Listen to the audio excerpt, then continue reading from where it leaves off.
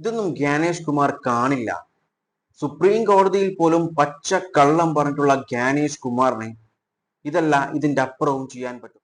University of Yogi Adityanath science and technology കണ്ടുപിടിച്ചിട്ടുള്ള പുതിയ device.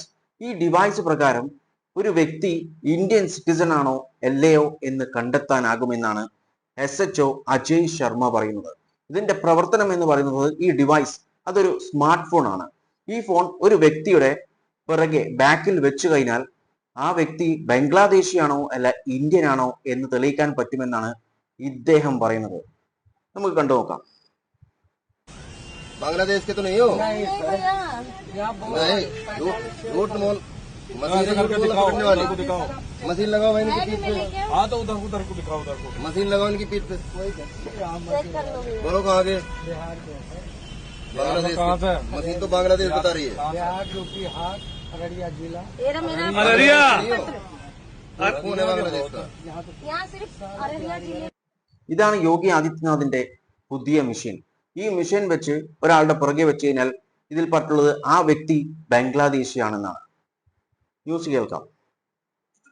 ഉത്തർപ്രദേശിലെ ഗാസിയാബാദിൽ പൗരത്വം തെളിയിക്കാൻ വിചിത്ര പരിശോധനയുമായി പോലീസ്. സൂപ്പർമാർക്കറ്റിലെ ബാർകോഡ് സ്കാനറിന് സമാനമായി മൊബൈൽ ഫോൺ ഉപയോഗിച്ച് പ്രദേശവാസികളെ സ്കാൻ ചെയ്തായിരുന്നു പരിശോധന. ഫോൺ പിറകിൽ തൊട്ടാൽ ആളുകളുടെ പൗരത്വം തിരിച്ചറിയാനാകുമെന്ന് പോലീസ് ഉദ്യോഗസ്ഥനായ അജയ് ശർമ്മ അവകാശപ്പെടുന്ന ദൃശ്യങ്ങളാണ് സാമൂഹ്യ മാധ്യമങ്ങളിൽ വ്യാപകമായി പ്രചരിക്കുന്നത്.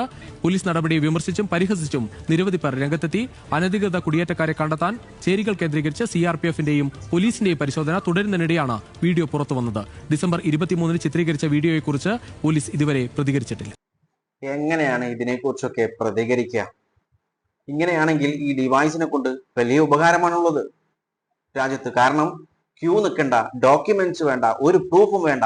ജസ്റ്റ് ഈ ഡിവൈസ് പിറകെ വെച്ച് കഴിഞ്ഞാൽ ആ വ്യക്തി ഇന്ത്യൻ സിറ്റിസൺ ആണോ അല്ലയോ എന്ന് കണ്ടെത്താനാകും. What A technology! കോമഡിയിലൊക്കെ പറയുന്ന പോലെ ടെക്നോളജിയാ. ഇതിനൊന്നും ഉത്തരം നൽകാൻ സാധിക്കില്ല. ഏതൊരു മൂവി പറഞ്ഞതുപോലെ ഇത് UP ആണ്, ഉത്തർപ്രദേശ്, ഉത്തരമില്ലാത്ത പ്രദേശം.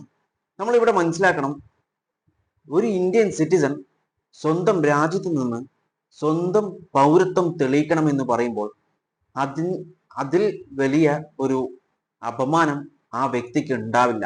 ഈ വ്യക്തി പറയുന്നത് ഞാൻ ബീഹാറുകാരനാണ്, ഇയാൾ ഇപ്പോൾ UP യിലാണുള്ളത്, പക്ഷേ ഇയാൾ ബീഹാറുകാരനാണ്. ഈ ബീഹാർ എന്ന് പറയുന്നത് ഇന്ത്യന്റെ അകത്ത് വരുന്ന സ്ഥലം തന്നെയാണ്. എന്നിട്ടും അയാളോട് പറയുന്നത് നിങ്ങൾ ഒരു ബംഗ്ലാദേശിയാണെന്നാണ് ഈ ഡിവൈസ്, ഈ മൊബൈൽ ഫോൺ, സ്മാർട്ട് ഫോൺ പറയുന്നത് എന്നാണ് ആ ഒരു പോലീസുകാരൻ അവിടെ പറഞ്ഞു വെക്കുന്നത്. ഇതേ കാര്യമാണ് ഒരു വ്യക്തിയോട് അയാളുടെ പൗരത്വം തെളിയിക്കണം എന്ന് പറഞ്ഞ് ഒരു നോട്ടീസ് വരുമ്പോൾ ഉണ്ടാകുന്ന മാനസികാവസ്ഥ. ഈ മാനസികാവസ്ഥന്റെ പേരിലാണ് 2 പേർ ബംഗാളിൽ സ്വന്തം ജീവൻ ഒടുക്കിയിട്ടുള്ളത്. നമുക്കറിയാം, ഇലക്ഷൻ കമ്മീഷനെതിരെ കേസ് വന്നിട്ടുണ്ടായിരുന്നു. 2 പേർ അവരുടെ ജീവൻ എടുത്തതിന്റെ പേരിൽ ചീഫ് ഇലക്ഷൻ കമ്മീഷൻ ജ്ഞാനേഷ് കുമാറിനും അതുപോലെ ബംഗാൾ ഇലക്ഷൻ കമ്മീഷനുമാണ് കേസ് വന്നിട്ടുള്ളത്. അതിൽ പറഞ്ഞിട്ടുള്ളത് 2002 ഫിസിക്കൽ SIR റോളിൽ ഇവരുടെ പേരുണ്ടായിരുന്നു. അതായത് 1.3 ലാക്ക് 1.3 ലക്ഷം വോട്ടേഴ്സിന്റെ പേര് ഫിസിക്കൽ SIR റോൾ ഉണ്ടായിരുന്നു. എന്നാൽ അത് ഇലക്ഷൻ കമ്മീഷന്റെ ഓൺലൈൻ ഡാറ്റാബേസിൽ കണ്ടെത്താനായില്ല. ഇത് പ്രകാരം 1.3 ലക്ഷം പേർക്ക് നോട്ടീസ് അയച്ചു ഹിയറിംഗിന് വേണ്ടി. ഇതറിഞ്ഞ ഈ വ്യക്തികൾ 2 പേർ ആത്മഹത്യ ചെയ്തു. എന്നാൽ 2025 ഡിസംബർ 27 ഇലക്ഷൻ കമ്മീഷന്റെ നോട്ടിഫിക്കേഷൻ വന്നു. ഈ 1.3 ലാക്സ് 2002 ലിസ്റ്റിലുണ്ട്, അതൊരു ടെക്നിക്കൽ ഗ്ലിച്ചാണ്, അതുകൊണ്ട് അവർ ഹിയറിംഗിന് വരണ്ട എന്ന്. ഇതിന്റെ പേരിൽ ഇവരുടെ ഫാമിലി, ഈ മരണപ്പെട്ട ഇവരുടെ ഫാമിലി ഇപ്പോൾ കേസ് കൊടുത്തിട്ടാണുള്ളത്. പക്ഷേ നമുക്കറിയാം, ജ്ഞാനേഷ് കുമാറിനെതിരെ കേസൊന്നും എടുക്കാൻ പറ്റില്ല. കാരണം ഇലക്ഷൻ കമ്മീഷന് ഒരു ഇമ്മ്യൂണിറ്റി കൊടുത്തിട്ടുണ്ട് 2023 നിയമപ്രകാരം. അതുകൊണ്ട് അവിടെ ഒരു ചുക്കും നടക്കില്ല.